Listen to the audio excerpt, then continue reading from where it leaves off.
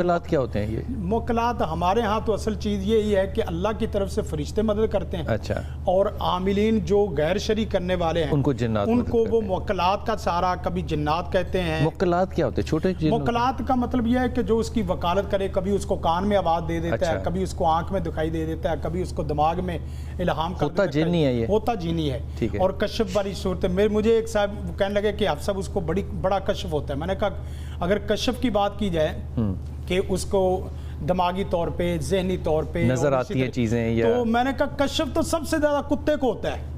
اچھا، آپ اندازہ کر کیسے؟ لیں، آپ ادھر 5 کمرے دور گوشت رکھ دیں اور ادھر صوفی بھی بٹھا دیں، ادھر کوئی ایسا کشف والا بندہ بٹھا دیں اور ساتھ کتا بٹھا دیں، آپ کہیں گوشت کو تلاش کرنا، آپ یقین کریں کتا کر لے پہلے گا، کیونکہ اس کو خوشبو آ جاتی ہے نا۔ اسی طرح بلی دودھ کو پہلے تلاش کر لے گی۔